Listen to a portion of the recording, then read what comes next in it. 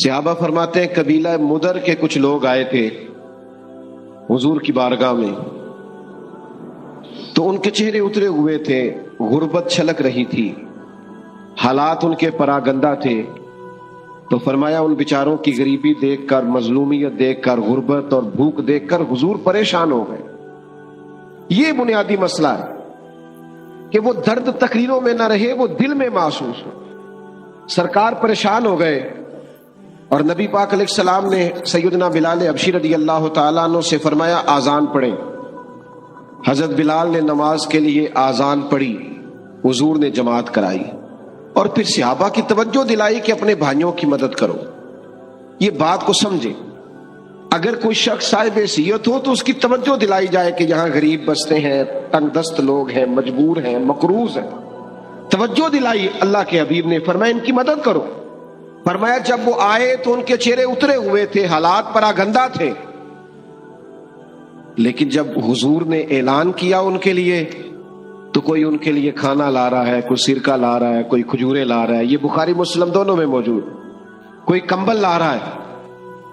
صحابہ فرماتے ہیں جب ان غریبوں کے چہرے کھانا کھا کر تحفے وصول کر کے ان کے چہرے کھلنے لگے نا، تو ہم نے نبی کریم کو بھی مسکراتے ہوئے دیکھا۔ کسی کو دکھی دیکھ کر دکھی ہونا یہ حضور کا طریقہ ہے، اور کسی کو خوش دیکھ کر خوش ہونا یہ حضور کا طریقہ ہے۔ لیکن ہمارا ماحول بڑا عجیب ہو گیا ہے۔ اسی گلی کے اندر کچھ بچے رات کو 10,000 کا فاسٹ فوڈ منگاتے ہیں، اور اسی گلی میں چند گھر چھوڑ کر ایک گھر وہ بھی ہوتا ہے جو میاں بیوی رات مشورہ کر رہے ہوتے ہیں کہ صبح بچوں کی فیس نہ گئی تو ان کی ٹیچر پھر باتیں کرے گا، ان کے استاد پھر کہیں گے۔ میرے بھائیوں یاد رکھنا، تھوڑا سا اپنے دل کو نرم کیا جائے، کشادہ روئی پیدا کی جائے، اور صدقہ اور خیرات اور کسی کو دینا یہ کروڑوں اربوں سے نہیں اس کا تعلق۔ بخاری شریف میں پورا باب ہے کہ انسان دل کا غنی ہوتا ہے، دل کا، جیب سے بندہ غنی نہیں ہوتا۔ مالا والے سخی نہیں ہوندے تے سخیاں کل مال نہیں ہوندا، ہاں ایتھے اوتھے دوویں جہانی سخی کنگال نہیں ہوندا۔ اپنے دل میں کشادگی، نبی پاک علیہ السلام نے ہمیں اس طرح سبق دیا ہے۔ حضور نے فرمایا جب تم گوشت پکاؤ تو شوربہ زیادہ پکا لو، اس میں اپنے پڑوسیوں کو بھی شامل کر لو، کسی غریب کو کھانا دے دو۔ ایک کا کھانا 2 کھا لیں، 2 کا 4 کھا لیں، 4 کا 6 کھا لیں، لیکن آپس میں دکھ بانٹنے کا مزاج بنائیں۔ ہمارے پاس جیسے جیسے مال آتا جاتا ہے ہم اپنے ذاتی خرچے بڑھاتے جاتے ہیں۔ اچھی بھلی گاڑی پہ سفر ہو رہا ہے لیکن مجھے نئے نمبر کی چاہیے، ذرا پہلے چاہیے، 4 لاکھ زیادہ لے لو۔ ہم اس ملک میں رہتے ہیں جہاں لوگوں کو کھانا بھی نہیں ملتا بعض کو، اور یہ بھی اسی ملک کا حال ہے کہ نئے ماڈل کا موبائل آئے تو وہ موبائل شارٹ ہو جاتا ہے، اس لیے کہ کچھ لوگ ایسے ہیں جن کا مسئلہ ضروریات کا نہیں ہے، ان کا مسئلہ خواہشات کا ہے، انہیں خواہشات پوری کرنی ہے جیسے بھی، اور خواہشات کا پیٹ ایسا ہوتا ہے جو بھرا نہیں جا سکتا۔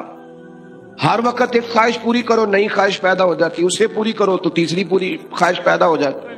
غرباء کے لیے کچھ دلوں میں گنجائش، مساکین کے لیے کچھ گنجائش۔ اور میں آپ سے عرض کروں، عبادت بھی صرف نفل پڑھنے کا نام نہیں، عبادت بھی فقط تسبیح چلانے کا نام نہیں، لمبے جبے کبے ان کا نام بھی فقط عبادت نہیں۔ وہ میرے بھائی، حضور نے فرمایا جو یتیموں کی مدد میں رہتا ہے، مسکینوں کے کام کرتا رہتا ہے، بیواؤں کی مدد کرتا رہتا ہے، وہ بھی اللہ کے راستے میں ہی۔ آپ لوگوں کی وجہ سے پیچھے نظر نہیں آ رہا، لوگ اشارے کر رہے ہیں۔ میں نے کہا تھا آپ ذرا تھوڑا سا مہربانی کریں، تھوڑا پیچھے ہو جائیں بس، محبت سے جی، پیار سے۔ اللہ آپ کو سلامت، وہ دیکھیں نا خوش ہو گئے، ماشاء اللہ،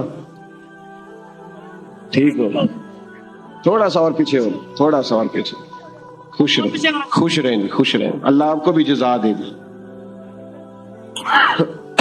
آپ بھی بیٹھ جائیں، آپ کی وجہ سے بھی پیچھے نظر نہیں آ رہا۔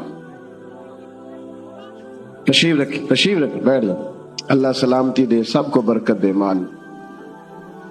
میرے بھائیوں اب آپ خاموش ہو جائیں جی، خاموشی سے بات سنیں، کوئی دوست بات نہ کرے جی۔ آداب، بیٹا بولنے نہیں، آپ آداب محفل کے خلاف ہے باتیں کرنا۔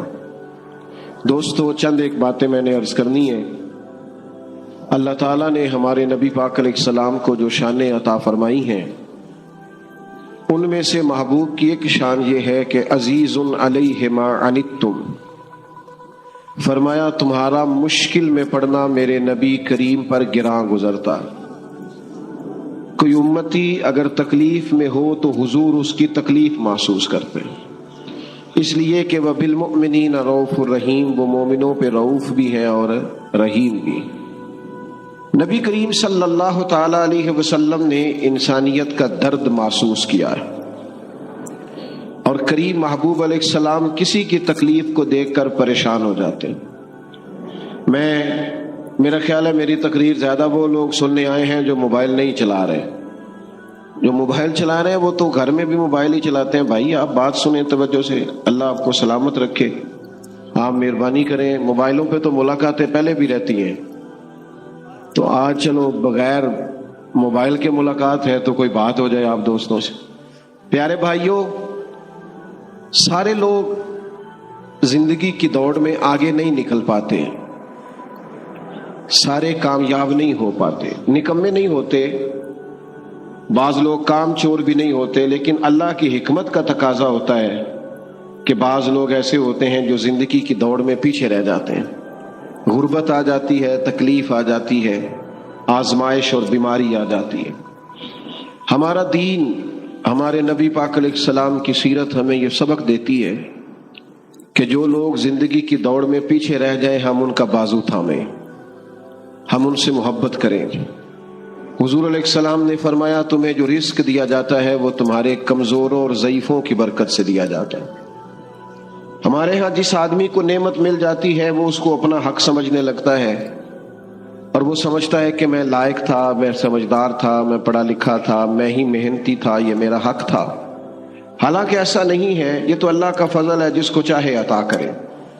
اپنے دل میں دوسروں کے لیے نرمی رکھنا، ظاہر ہے جس کی آپ مدد کر رہے ہیں، جس کے ساتھ آپ تعاون کر رہے ہیں، جس سے آپ پیار کر رہے ہیں، وہ ایک انسان ہی ہے۔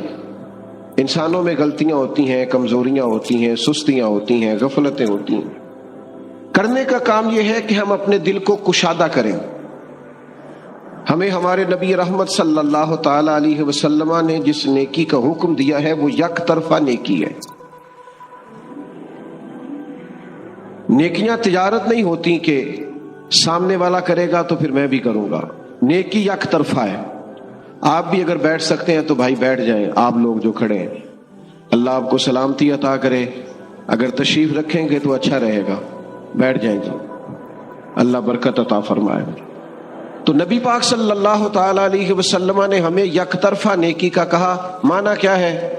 کوئی کرے نہ کرے ہم نے نیکی کرنی ہے، کوئی شکریہ ادا کرے نہ کرے ہم نے نیکی کرنی ہے، کوئی اس کا احسان مانے نہ مانے ہم نے نیکی، کیونکہ بندے دیکھ کر نیکی نہیں کرنی، اللہ کی رضا دیکھ کر نیکی کرنی۔ آپ دیکھیے نبی پاک علیہ السلام کا مقدس طریقہ کیا ہے۔ قبیلہ بنو آراش کا ایک شخص مکہ مکرمہ اپنے کچھ اونٹ بیچنے کے لیے لایا تھا، چھوٹا سا تاجر تھا، دیہاتوں سے وہ جانور خرید کے شہروں میں بیچا کرتا تھا۔ تو وہ چند اونٹ بیچنے کے لیے مکے میں لایا تو اس بیچارے کے نصیب کے اونٹ اس سے ابو جہل نے خرید لیے۔ اب یہ دور وہ دور تھا جس دور میں وہ نبی پاک علیہ السلام کی بڑی شدید مخالفت کر رہے تھے، حالات بڑے سخت تھے۔ ابو جہل نے وہ اونٹ خرید لی۔ اب وہ شخص کہتا ہے میرے پیسے دو، کہتا صبح لے لینا، صبح جاتا ہے کہتا شام آنا، شام جاتا ہے کہتا صبح آنا۔ غریب آدمی تھا، کل سرمایہ ہی جب اجڑ جائے تو بندہ کدھر جائے، بڑا تڑپا۔ لوگوں سے کہنے لگا یہاں سردار لوگ کہاں بیٹھتے ہیں؟ آج بھی کسی کو کسی چودھری سے سردار سے کام پڑ جائے تو وہ فون ہی نہیں اٹھاتا، وہ کہتا ہے میں مصروف تھا، میں بیزی تھا۔ اور آپ کے حالات خراب ہونے ابھی پوری طرح شروع بھی نہیں ہوتے کہ آپ کے نمبر بلاک ہونے شروع بھی ہو جاتے ہیں۔ حالات ابھی پوری ساری عمر ہی آٹا گد ہے تے لکھاں کیتے نہیں پیڑے، اب وقت آیا ہی تھے محمد بخشا کوئی نہیں ہو بیٹھا نیڑے، چھوڑ جاتے ہیں لوگ، توجہ ہی نہیں کرتے۔ تو وہ شخص کہتا ہے کوئی شخص میری داد رسی کو تیار نہ تھا، توجہ رکھے جی، کوئی تیار ہی نہ تھا۔ میں نے پوچھا چودھری کہاں ہے؟ تو کہا یہ جو عصر کے بعد टोलियां बना के बैठे हैं ना हरम मक्का में, ये सरदार लोग हैं। तो वो शख्स कहता है मैं उन लोगों के पास आया, मैंने उनसे कहा यार मैं गरीब आदमी हूं, मेरी मदद करो, किसने पैसे दबाए हैं? जब मैंने अबू जहल का नाम लिया तो उन्हें तो सांप सूंघ गया, बहुत बड़ा बदमाश था, कौन उससे बात करे। ये जालिम पता है मजबूत कैसे होते हैं कि जब वो किसी और पर जुल्म कर रहे होते हैं तो हम मजलूम का साथ नहीं देते, फिर जालिम ताकतवर हो जाता है। हम अपने बच्चे से कहते हैं अंदर से कुंडी लगा ले, ये हमारी आग नहीं। हालांकि पड़ोसियों की आग इसलिए भी बुझा देनी चाहिए कि अगर उनकी ना बुझाई तो कहीं हमारे घर भी ना आ जाए। तवज्जो नहीं करते, जालिम मजबूत हो जाते हैं। तो कहा अबू जहल ने तेरे पैसे दबाए, अब तो सबको सांप सूंघ गया। अल्लाह के हबीब अलैहिस्सलाम हरम मक्का के करीब इबादत में मशगूल थे, तो उसने कहा, एक शख्स ने इशारा किया हुजूर की जानिब, कहा वो जो बैठे हैं ना महबूब, वो तेरा मसला हल करा देंगे। उसने इशारा किया और बाकी हंसे माज़अल्लाह, मजाक बनाने लगे, नकले कुफ्र कुफ्र ना बाशद। वो शख्स कहता है मैं बड़ा हैरान हुआ कि भेजते भी हैं और मजाक भी करते हैं, मसला समझ में नहीं आता। लेकिन मैं चला गया, जाके हुजूर की बारगाह में अर्ज किया। फरमाते हैं सादा सा लबो लहजा, जमीन पर हुजूर तशरीफ फरमा है, पहली नजरे लौट ले माही तेरे हार शंगारा। फरमाते हैं नबी करीम सल्लल्लाहु अलैहि वसल्लम ने मेरी बात सुनी, ना कबीला पूछा, ना बरादरी पूछी, ना तारुफ पूछा, कुर्बान जाऊं महबूब फरमाने लगे चल मैं तेरे साथ चलता हूं। वो जो वहां बैठे थे सरदार, उन्होंने एक बंदा भेजा, कहा साथ जाके देखो वहां भला क्या बात होती है। हुजूर तशरीफ लाए। वो शख्स कहता है सारे रास्ते तो नजरें झुकी रही, महबूब धीमे धीमे अंदाज में मेरे सवालों के जवाब देते रहे। लेकिन जब अबू जहल का दरवाजा आया, हुजूर ने दस्तक दी, वो बाहर आया, तो फिर मैंने अपने नबी की नजरों को उठते हुए देखा, फिर चेहरे पे जलाल देखा, फिर मैंने नबुव्वत का दबदबा देखा, मजलूम के साथ खड़े होने में हुजूर का उरूज देखा। करीम फरमाने लगे शर्म नहीं आती, गरीब के पैसे दबा गया है, ला इसके पैसे। उस पर तो गोया कपकपी तारी हो गई, कहने लगा मैं अभी लेके आया। दौड़ा गया, उसके पैसे लाया, अल्लाह के रसूल ने पैसे उसे दिए, उसने शुक्रिया अदा किया। सरवरे कायनात सल्लल्लाहु ताला अलैहि वसल्लम वहां से रुखसत हुए।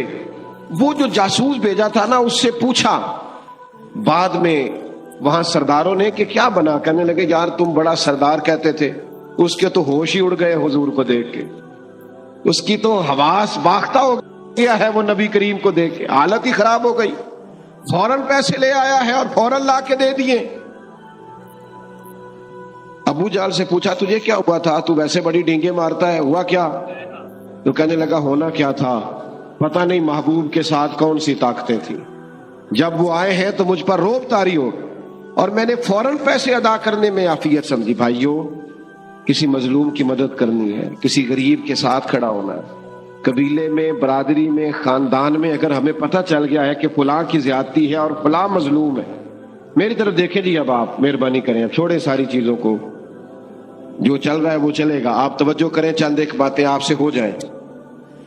हमें हमेशा मजलूमों की दादरसी करनी है, ये हमारे नबी का दर्स है। हमें पता होता है खानदान के अंदर मजलूम कौन है, ज्यादती कौन कर रहा है, पर हम ये देखते हैं पैसे किधर ज्यादा है। हमेशा भारी और वजनी पार्टी वो होती है जहां पैसे ज्यादा होते हैं, इंसाफ के लिए खड़े नहीं होते। एक हदीस पाक सुनाने लगा हूं, इसे याद रखिएगा। अल्लाह के हबीब अलैहिस्सलाम ने फरमाया क़यामत वाले दिन रब करीम फरमाएगा फलां जगह हक बात कहने की जरूरत थी, तुमने क्यों नहीं कही। अल्लाह फरमाएगा वहां जरूरत थी कि तुम हक बोलते, क्यों नहीं बोला। तो बंदा अर्ज करेगा मालिक मैं लोगों से डर गया था। तो हुजूर फरमाते हैं, रब करीम फरमाएगा मेरा ज्यादा हक नहीं था, तू मुझसे डरता, तुझे मुझसे डरना चाहिए था, तू लोगों से डर गया।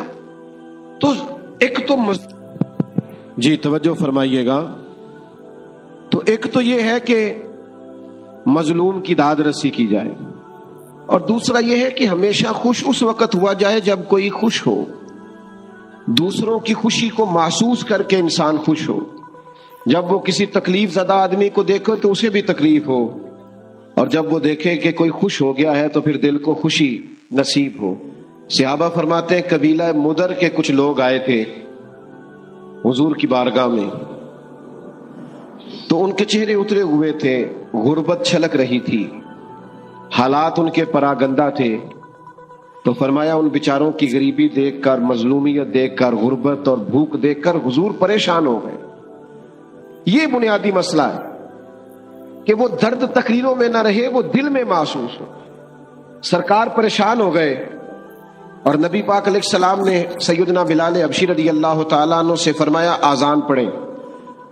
حضرت بلال نے نماز کے لیے آذان پڑھی، حضور نے جماعت کرائی اور پھر صحابہ کی توجہ دلائی کہ اپنے بھائیوں کی مدد کرو۔ یہ بات کو سمجھے، اگر کوئی شخص صاحب حیثیت ہو تو اس کی توجہ دلائی جائے کہ یہاں غریب بستے ہیں، تنگ دست لوگ ہیں، مجبور ہیں، مقروض ہیں، توجہ دلائی۔ اللہ کے حبیب نے فرمایا ان کی مدد کرو۔ فرمایا جب وہ آئے تو ان کے چہرے اترے ہوئے تھے، حالات پراگندہ تھے، لیکن جب حضور نے اعلان کیا ان کے لیے تو کوئی ان کے لیے کھانا لا رہا ہے، کوئی سرکہ لا رہا ہے، کوئی کھجورے لا رہا ہے، یہ بخاری مسلم دونوں میں موجود، کوئی کمبل لا رہا ہے۔ صحابہ فرماتے ہیں جب ان غریبوں کے چہرے کھانا کھا کر تحفے وصول کر کے ان کے چہرے کھلنے لگے نا، تو ہم نے نبی کریم کو بھی مسکراتے ہوئے دیکھا۔ کسی کو دکھی دیکھ کر دکھی ہونا یہ حضور کا طریقہ ہے، اور کسی کو خوش دیکھ کر خوش ہونا یہ حضور کا طریقہ ہے۔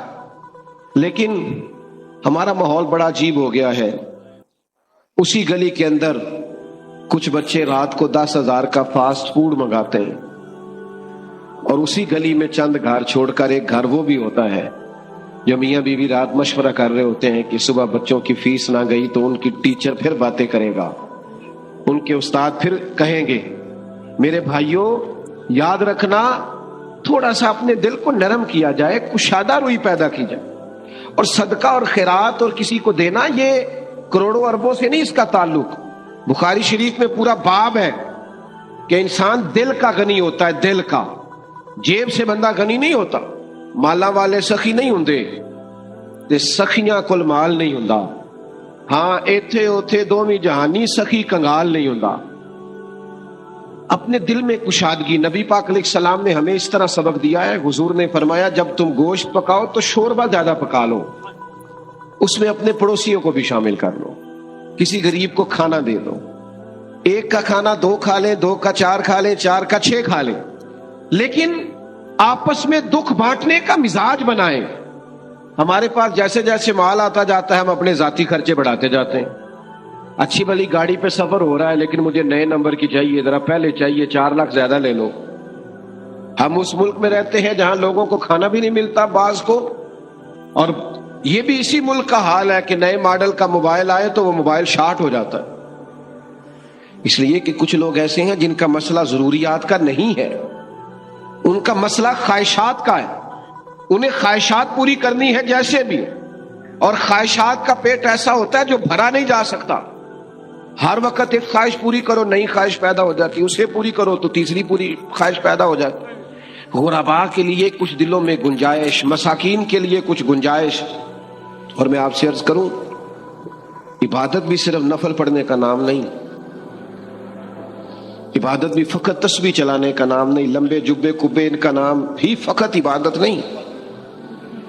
وہ میرے بھائی، حضور نے فرمایا جو یتیموں کی مدد میں رہتا ہے، مسکینوں کے کام کرتا رہتا ہے، بیواؤں کی مدد کرتا رہتا ہے، وہ بھی اللہ کے راستے میں ہی۔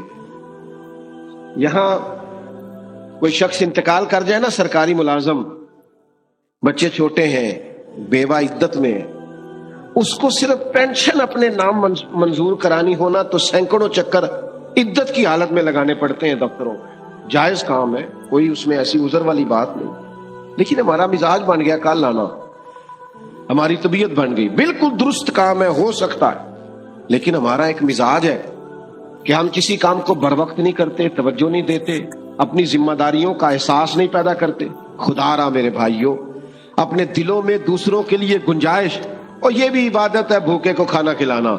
حضور غوث پاک رضی اللہ تعالیٰ عنہ فرماتے میں نے 50 سال دین پڑھایا ہے، 50 سال چھوڑ دیں، 50 سال پڑھنے پڑھانے کے بعد اس نتیجے پر پہنچا ہوں کہ اللہ سب سے جلدی اس وقت راضی ہوتا ہے جب کسی بھوکے کو کھانا کھلایا جائے.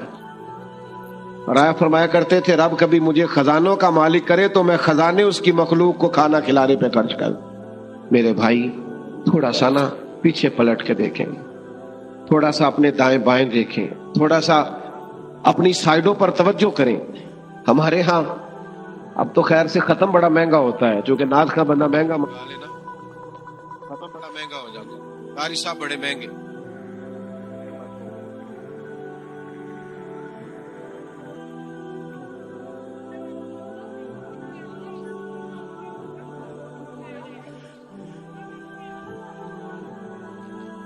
تو میرے عزیز اپنے خرچوں کو, اخراجات کو تھوڑا کنٹرول کر کے اگر ہماری توجہ اس طرف رہے کہ ہمیں حضور کے صحابی ہیں حضرت عبداللہ ابن عباس, نبی کریم علیہ السلام کے چچا زاد بھی ہیں, مسجد نبوی شریف میں اعتکاف بیٹھے ہوئے تھے حضور کے روضہ انور کے پاس. تو ایک شخص مسجد شریف میں آ کے بیٹھا تو وہ بڑا پریشان تھا. حضرت عبداللہ ابن عباس رضی اللہ تعالیٰ عنہ اس سے فرمانے لگے کیا بات ہے, پریشان لگتے ہو؟ یہ بہقی شریف میں امام بہقی نے اس کو لکھا ہے. تو انہوں نے کہا میں مقروض ہوں اور مجبور ہوں, میرے پاس قرض چکانے کے پیسے نہیں ہیں. آج جس شخص نے پیسے لینے ہیں اس سے میں نے پھر کہا تھا کہ آج دے دوں گا پر گنجائش نہیں بنی, تکلیف میں ہوں.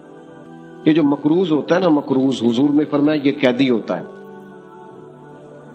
مقروض کی مدد کرنی چاہیے. شریعت اسلامیہ کہتی ہے اس پر خرچ کرو, اس کی جان چھڑاؤ, اس کی گردن آزاد کرا دو. تمہاری توجہ ہو, تم تھوڑا اس کے لیے نرم رکھو اپنے رویے کو. اس شخص نے کہا حضور میں مقروض ہوں, تکلیف میں ہوں.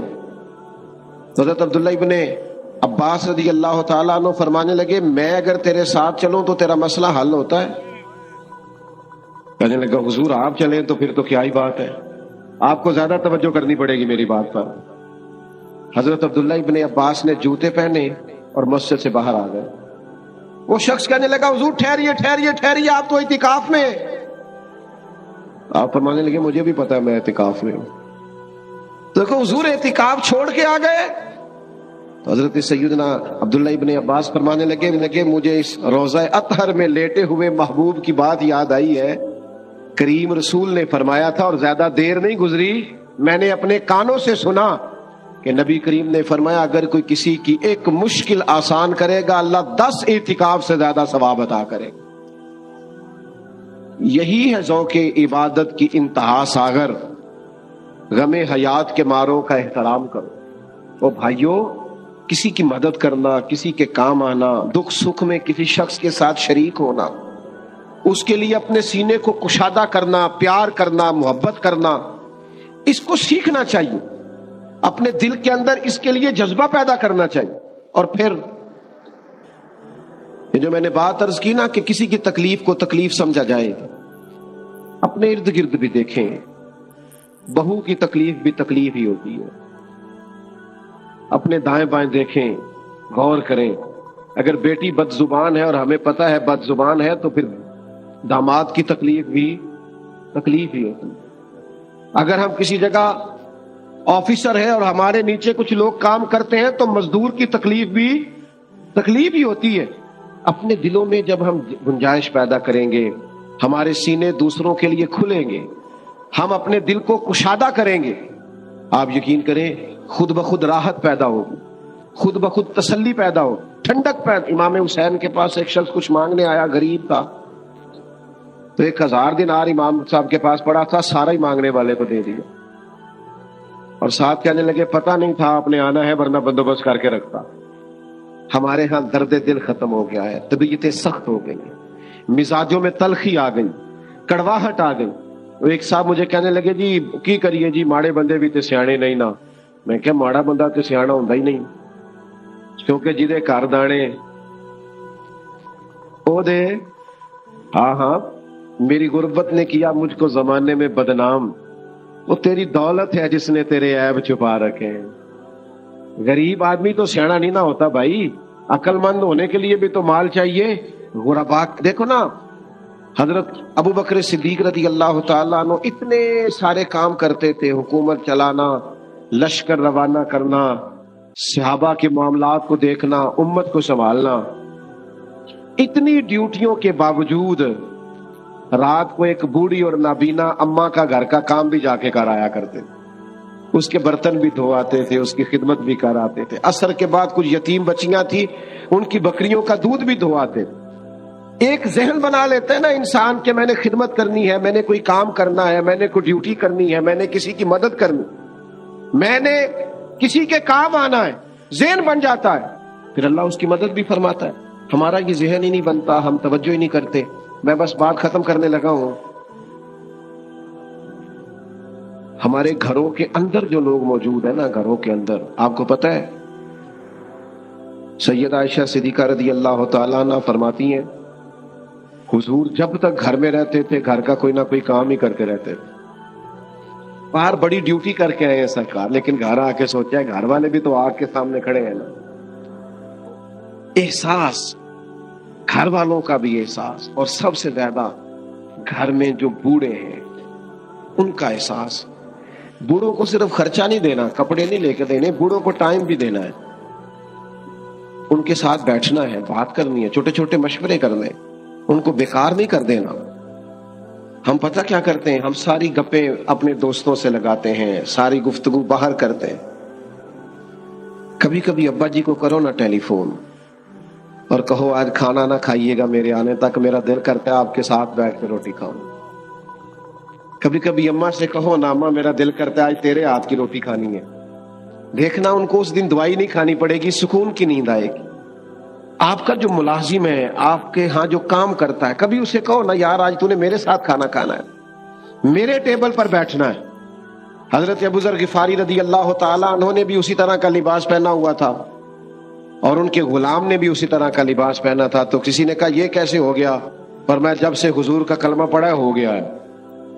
آقا اور غلام نے ایک طرح کا لباس پہننا شروع کر دیا ہے۔ بھائیوں، اپنے گھروں میں ایک بچہ حضور اس کے ساتھ محبت کر رہے تھے، پیار کر رہے تھے، تو ایک شخص کہنے لگا آپ بچوں سے بڑی محبت کرتے، میں تو ٹائم نہیں دیتا۔ یہ بھی مسئلہ ہوتا ہے نا، کچھ لوگ کہتے ہیں جی میں بچے جانے ان کی اماں جانے، جی آپ بڑا ٹائم دیتے، میں تو نہیں بچوں سے اتنا پیار کرتا۔ حضور فرمانے لگے اگر اللہ نے تیرے دل سے رحمت نکال لی ہے تو میں کیا کروں، مجھے تو اس نے رحمت للعالمین بنایا۔ تو سارا وقت باہر نہیں گزاریں، اپنے گھر میں ٹائم دیں، اپنے بچوں کو وقت دیں، اپنے ماں باپ کو ٹائم دیں، بہن بھائیوں کو ٹائم دیں، اہل خانہ کو ٹائم، اپنے اندر دوسروں کا احساس۔ آپ یقین کریں اگر دوسروں کے احساس میں انسان جینا شروع کر دے تو زندگی ویسے بڑی سونی ہو جائے، خوبصورت لگنا لگے سارا کچھ، لیکن ہم یہ کام کرتے نہیں۔ ہمیں نہ بس اپنے کھانے سے، سونے سے، اپنے آرام سے، اپنی سہولیات سے فرصت نہیں ملتی، اس کا نتیجہ یہ نکلتا ہے کہ دل سخت ہونے لگ جاتا ہے، آہستہ آہستہ انسان خود غرض ہونے لگتا ہے، وہ اپنوں کے بارے میں بھی اس کا رویہ مثبت نہیں رہتا۔ تو یہ چند ایک گزارشات اس لیے آپ کی خدمت میں عرض کی ہیں کہ اپنے دلوں کو ہم نے نرم کرنا ہے، مطمئن رکھنا ہے۔ حضور علیہ السلام کی یہ جو خوبصورت زندگی کا پہلو ہے کہ نبی پاک دوسروں کو پریشان دیکھ کر پریشان ہو جاتے تھے، حضور دوسروں کو سکھی دیکھ کر خوش ہو جاتے تھے، اس پہلو پر ہم نے غور کرنی ہے۔ تھوڑا سا نا اپنے لیول کو سنجیدہ کرنے کی ضرورت ہے، تھوڑا سا صرف دوسروں کے لیے سوچنے کی ضرورت ہے۔ اگر انسان کا، وہ امام غزالی فرمایا کرتے وہ تو بانٹنے کا ذوق تو پیدا کر، اللہ بانٹنے کی توفیق بھی عطا کر دے گا۔ تو شوق تو پیدا کرنا، تیرے اندر شوق ہی نہیں تو شوق پیدا کریں۔ اللہ تعالی ہماری حاضری کو قبول فرمائے، اللہ تعالیٰ اس محفل کو اپنی بارگاہ میں مستجاب اور قبول فرمائے۔